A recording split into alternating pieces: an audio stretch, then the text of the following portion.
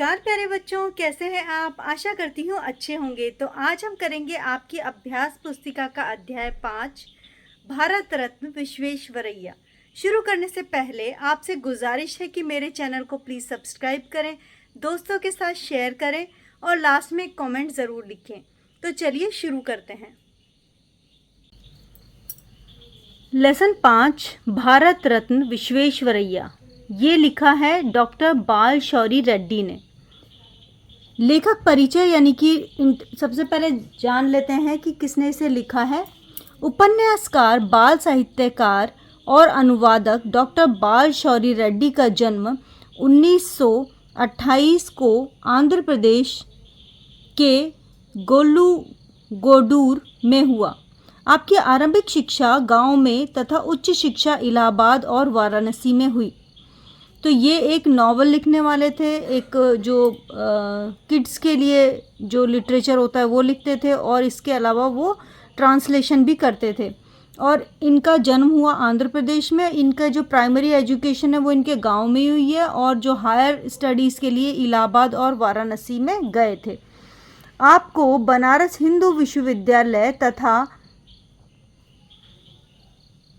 श्री वेंकटेश्वरा विश्वविद्यालय द्वारा मानद डी लीट की उपाधि से सम्मानित किया गया। डॉक्टर बाल शौरी रेड्डी बहुभाषी विद्वान हैं, यानी बहुत सारी भाषाएं बोलते हैं और जानते हैं। अहिंदी भाषा क्षेत्र में हिंदी का प्रचार प्रसार कर आपने हिंदी साहित्य का मान बढ़ाया है। आप भारत सरकार और विभिन्न संस्थाओं द्वारा पुरस्कृत हुए, यानी बहुत सारे इन्हें अवार्ड मिले हैं। महात्मा गांधी के जीवन आदर्शों का पालन करते हुए आप निरंतर हिंदी सेवा में निरत हैं। आपकी प्रमुख रचनाएं हैं उपन्यास में शबरी, जिंदगी की राह, ये बस्ती, ये लोग, भग्न सीमाएं, लकुमा, प्रोफेसर, दावानल, बैरिस्टर आदि। फिर उसके बाद विविध साहित्य यानी और भी इन्होंने जो लिखे हैं लिटरेचर उसके बारे में बताया हुआ है। पंचामृत, तेलुगु वाड़ में विविध विधाएं, तेलुगु साहित्य का इतिहास, आंध्र के महापुरुष, आदर्श जीवनियाँ, दक्षिण की लोक कथाएं आदि। प्रस्तुत जीवनी में भारत रत्न सर एम विश्वेश्वरैया के जीवन, व्यक्तित्व तथा कार्यकुशलता का परिचय मिलता है। अनेक कष्टों को झेलते हुए प्रतिभा, कठोर परिश्रम, दूरदर्शिता आदि गुणों से देश के नवनिर्माण में आपने महत्वपूर्ण योगदान दिया है। भारत रत्न से विभूषित विश्वेश्वरैया का जन्म इंजीनियरिंग डे के रूप में सारे देश में मनाया जाता है। तो इन्हें भारत रत्न पुरस्कार भी मिला है। ईमानदार कर्मठ योगी विश्वेश्वरैया जी से प्रेरणा लेने हेतु इस जीवनी का चयन किया गया है, इसीलिए आपके सिलेबस में से ऐड किया गया है। अगर इसमें से आपको कोई स्पेशल ट्रांसलेशन चाहिए या फिर आपको कुछ समझ में नहीं आ रहा है तो आप कमेंट करें, मैं उसके लिए एक शॉर्ट वीडियो बना दूंगी। भारत के उन थोड़े सपूतों यानी अच्छे बेटे में विश्वेश्वरैया का नाम लिया जाता है जिन लोगों ने भारत के उत्थान में योगदान दिया, यानी भारत को डेवलप करने में कंट्रीब्यूशन दिया। श्री विश्वेश्वरैया एक उच्च कोटि के इंजीनियर और प्रशासक थे। अपनी प्रखर बुद्धि के द्वारा उन्होंने भारत में सिंचाई और औद्योगिक विकास की योजनाओं को चालू किया, यानी उन्होंने इरिगेशन के अंदर और इंडस्ट्रीज़ के अंदर बहुत सारे प्लान्स बताए। उनकी असाधारण प्रतिभा पर देश विदेश के लोग भी चकित थे, सरप्राइज थे। ऐसे महान विश्वेश्वरैया का जन्म मैसूर राज्य, अब कर्नाटका राज्य के कोलार जिले के अंतर्गत मुद्देनहल्ली नामक एक छोटे से गांव में 15 सितंबर सन 1861 को हुआ। इनका पूरा नाम मोक्षगुंडम विश्वेश्वरैया था। तो इनका फुल नेम है ये। विश्वेश्वरैया के माता पिता बहुत ही गरीब थे, पुअर थे। उन्हें पढ़ाने लिखाने की शक्ति उनमें नहीं थी, यानी फाइनेंशियल कंडीशन अच्छी नहीं थी। फिर भी विश्वेश्वरैया के मन में पढ़ने की लगन थी। वे दिल लगाकर पढ़ते थे। जैसे तैसे उन्होंने गांव में प्रारंभिक शिक्षा समाप्त कर विश्वेश्वरैया हाई स्कूल शिक्षा पाने के लिए बेंगलुरु पहुंचे। इसके बाद उन्होंने बेंगलोर की ओर रुख किया। बेंगलुरु में खर्चा चलाना मुश्किल था, इसीलिए विश्वेश्वरैया अपनी किसी एक रिश्तेदार के घर पर ठहर गए। ट्यूशन करके अपने दिन काटने लगे। मैट्रिक में उत्तीर्ण होने के बाद वे बेंगलुरु में ही सेंट्रल कॉलेज में भर्ती हुए। वहीं से विश्वेश्वरैया ने बीए ऑनर्स किया। उस वक्त विश्वेश्वरैया की उम्र केवल 19 साल थी, यानी 19 ईयर में इन्होंने बीए किया था। अब आप देखिए, बाद में इन्होंने इंजीनियरिंग की है। सेंट्रल कॉलेज के प्रिंसिपल एक अंग्रेज थे। वे विश्वेश्वरैया की योग्यता और गुणों से बहुत ही अधिक प्रभावित थे। उन्होंने पूना के साइंस कॉलेज के प्रिंसिपल के नाम एक सिफारिशी पत्र लिखा, यानी इनकी तारीफ करते हुए पत्र लिखा कि आप इसको अपने यहाँ पे एडमिशन दीजिए, और उससे इन्हें एडमिशन भी मिला था। उन्होंने पूना के उस पत्र में विश्वेश्वरैया की बड़ी तारीफ थी। वहाँ के प्रिंसिपल ने विश्वेश्वरैया को अपने कॉलेज में भर्ती कर लिया। यों विश्वेश्वरैया की इंजीनियरिंग की शिक्षा आरंभ हुई। इसके बाद उन्हें छात्रवृत्ति भी मिली, यानी स्कॉलरशिप। फिर क्या था, वे निश्चय ही अपना पूरा समय पढ़ाई में लगाने लगे। विश्वेश्वरैया समय के बड़े पाबंद थे, यानी बहुत ही पंक्चुअल थे। वे अपना एक भी मिनट व्यर्थ न होने देते थे, उल्टे ज़्यादा मेहनत भी करते थे। परिणाम स्वरूप विश्वविद्यालय में समय से पहले ही अपनी इंजीनियरिंग शिक्षा समाप्त कर पाए। साथ ही बम्बई विश्वविद्यालय भर में वे प्रथम श्रेणी में प्रथम निकले, यानी फर्स्ट आए पूरे अपने कॉलेज में। उन दिनों बम्बई सरकार का यह नियम था कि विश्वविद्यालय यानी यूनिवर्सिटी में जो भी छात्र प्रथम आता था उसे नौकरी दी जानी चाहिए। इस नियम के अनुसार श्री विश्वेश्वरैया को 23 साल यानी 23 ईयर्स के अंदर असिस्टेंट इंजीनियर के पद पर नियुक्त किया गया।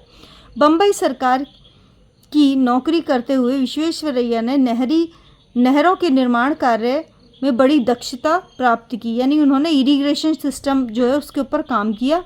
मुख्यतः शहरों के लिए पानी और नालियों का प्रबंध करने में वे बहुत ही निपुण निकले।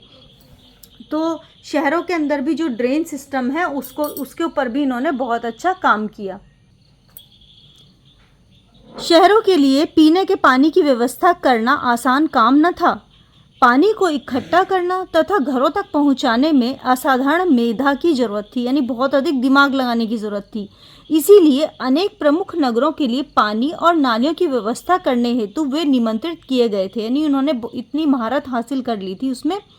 विश्वेश्वरैया जब 31 वर्ष के थे तभी उन्होंने एक बहुत बड़ा कार्य साध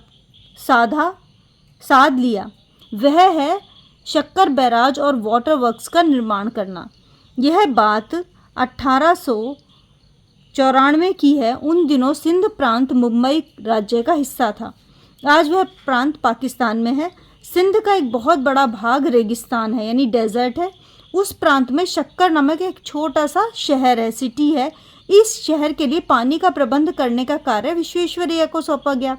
विश्वेश्वरैया ने बड़ी सूझबूझ और दक्षता के साथ यह कार्य संपन्न किया, जिससे सारे देश में उनका नाम फैल गया। तो इनकी बहुत अधिक पब्लिसिटी हुई ये काम करने के बाद। विश्वेश्वरैया ने अपने प्रत्येक कार्य में अपनी प्रखर प्रतिभा का परिचय दिया। यही कारण था कि 1904 में बम्बई सरकार के प्रतिनिधि की हैसियत से शिमला इरिगेशन कॉन्फ्रेंस में उपस्थित हुए, यानी उन्होंने इसका प्रतिनिधित्व किया, लीडरशिप की बम्बई सरकार की। वहाँ पे विश्वेश्वरैया की प्रतिभा के अनेक उदाहरण दिए जा सकते हैं। पूना के निकट खड़क वासला नामक एक बांध बनाया गया। इस बांध के लिए ऑटोमेटिक गेटों का डिज़ाइन भी आपने ही किया। इंजीनियरिंग के क्षेत्र में इस काम की इतनी प्रशंसा हुई कि अमेरिका के मशहूर पनामा नहर के लिए इसी डिज़ाइन की नकल की गई, यानी कॉपी की गई। फिर क्या था, विश्वेश्वरैया का नाम विदेशों में भी फैल गया।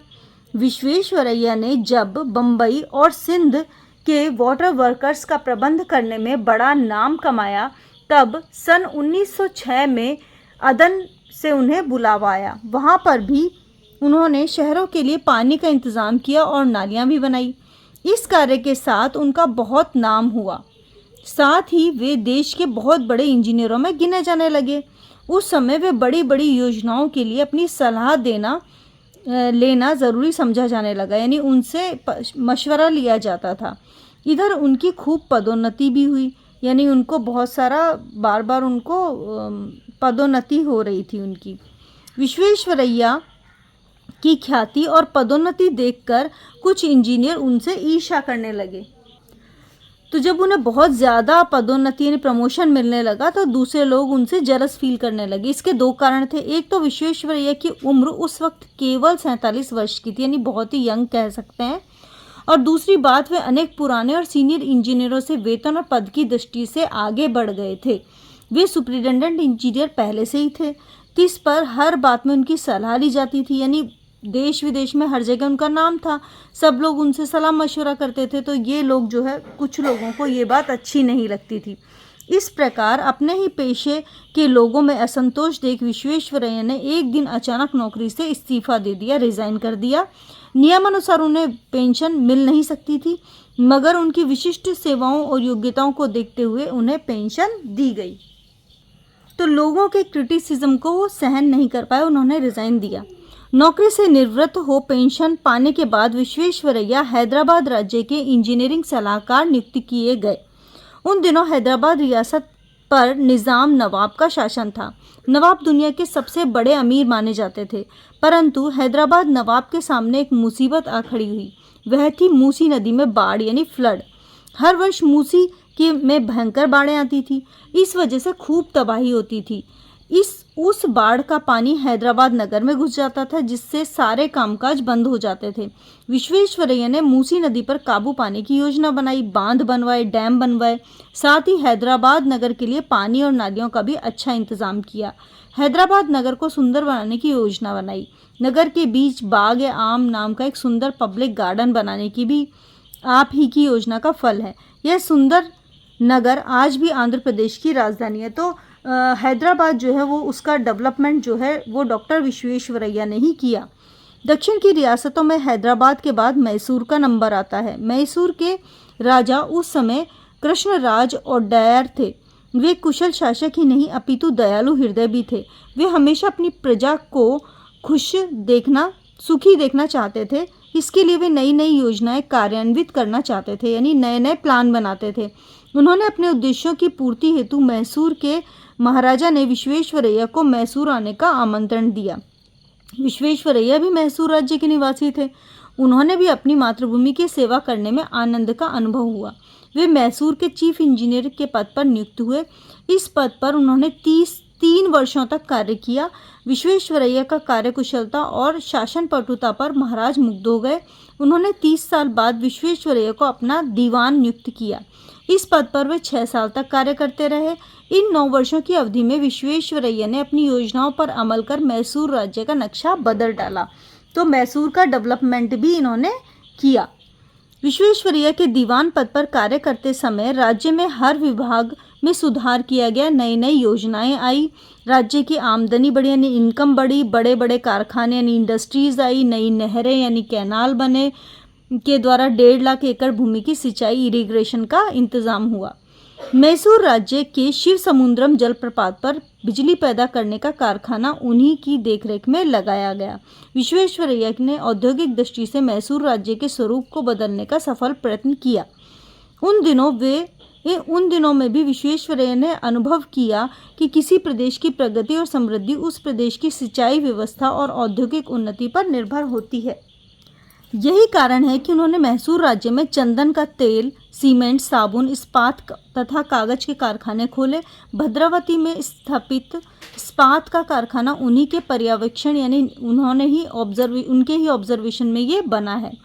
मैसूर राज्य के विकास में विश्वेश्वरैया के प्रमुख 3 कार्य कहे जा सकते हैं। उसमें है कावेरी पर बांध बनाना। यह बांध कृष्णराज सागर के नाम से मशहूर है।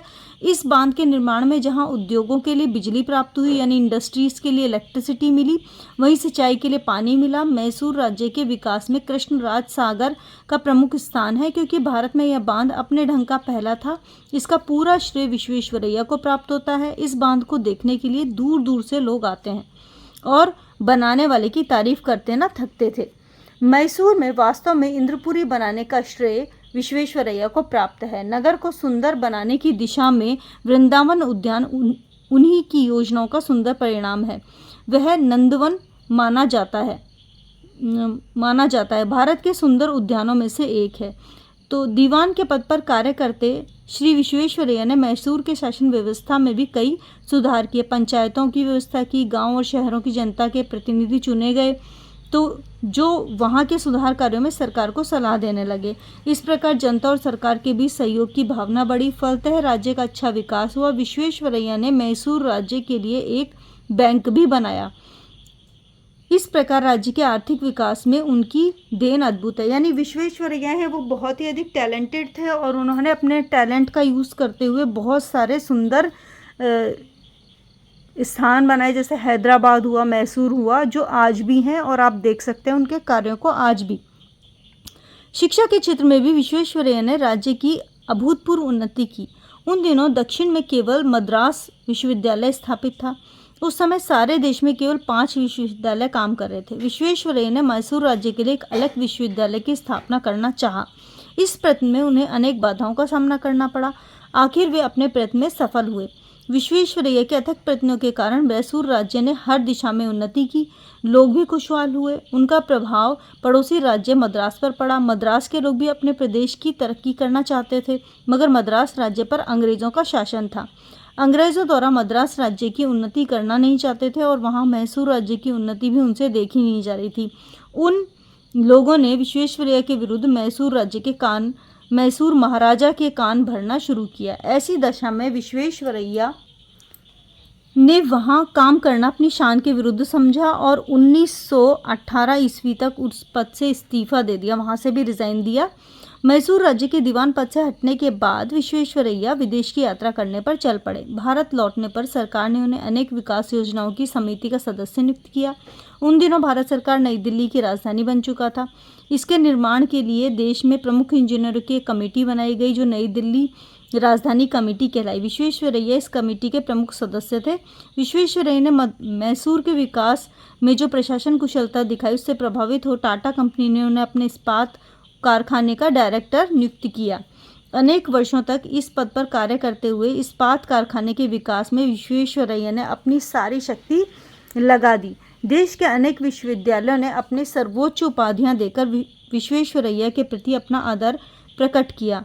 उनकी विशिष्ट सेवाओं के लिए स्वतंत्र भारत सरकार ने 1955 में भारत की सर्वोच्च उपाधि भारत रत्न से उन्हें विभूषित किया। तो भारत रत्न जो है उन्हें 1955 में मिला। उस वक्त विश्वेश्वरैया की उम्र 94 यानी 94 थी और 15 सितंबर 1961 में सारे भारत में विश्वेश्वरैया के जन्म शताब्दी को मनाया गया। इसके बाद वे 7-8 महीने और जीवित रहे। इस प्रकार पूर्ण आयु भोग कर यानी 100 ईयर्स के होकर उन्होंने 14 अप्रैल 1962 को बेंगलोर में चिर विश्राम लिया, यानी उनकी मृत्यु हो गई। श्री विश्वेश्वरैया एक कर्मयोगी थे। उन्होंने जीवन पर्यंत विश्राम नहीं किया। उनकी दीर्घायु का कारण पूछने पर उन्होंने यही बताया कि वे समय पर अपने सभी कार्य पूरे करते हैं, व्यायाम करते हैं, समय का सदुपयोग करते हैं।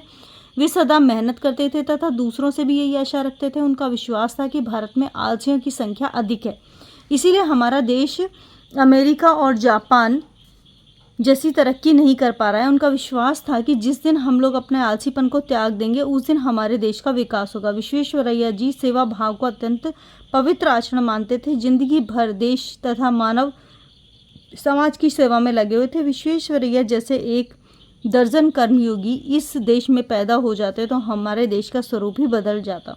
श्री विश्वेश्वरैया का चरित्र आदर्शपूर्ण था, यानी आइडियल था। वे विनयशील थे और साधु प्रवृत्ति के पुरुष थे, यानी बहुत ही हम्बल थे। ईमानदारी तो उनके चरित्र में का अटूट अंग थी, यानी बहुत ही ईमानदार थे। असाधारण प्रतिभा रखते हुए भी उन्होंने कभी गर्व का अनुभव नहीं किया। वे सदा देश के विकास का सपना देखते रहे। अपने जीवन काल में उन्होंने कई सपने साकार होते देखे। अपने श्रम और स्वावलंबन द्वारा कोई भी व्यक्ति हमारे समाज के में ऊपर उठ सकता है, इसका जबरदस्त प्रमाण डॉक्टर विश्वेश्वरैया की जीवनी है, यानी बायोग्राफी है। आज हमारे बीच डॉक्टर विश्वेश्वरैया नहीं है, फिर भी उनके द्वारा निर्मित बांध, कल कारखाने यानी इंडस्ट्रीज उनके स्मारक बने हुए हैं और अनुपम बुद्धि की कुशलता का स्मरण दिला रहे हैं। ऐसे महान विश्वेश्वरैया पर सारे भारत को गर्व है। तो आज भी अगर आप जाओगे तो मैसूर हैदराबाद के अंदर विश्वेश्वरैया के बनाए हुए बहुत सारी चीज़ें बल्कि पूरे भारत में ही आपको देखने को मिलेगी, क्योंकि वो बहुत ही अधिक ईमानदार थे और अपने कार्य के प्रति सजग थे, आलसी नहीं थे। क्योंकि वो एक बहुत ही गरीब परिवार से आकर भी इतने बड़े पद पर पहुँचे और उसके बाद उन्होंने अथक परिश्रम किया। तो इसी के साथ ये अध्याय समाप्त होता है। आशा करती हूँ आपको अच्छा लगा होगा। आगे भी चैनल के ऊपर प्लेलिस्ट ज़रूर चेक करें और अपने अनुभव जो हैं वो कमेंट के अंदर ज़रूर लिखें।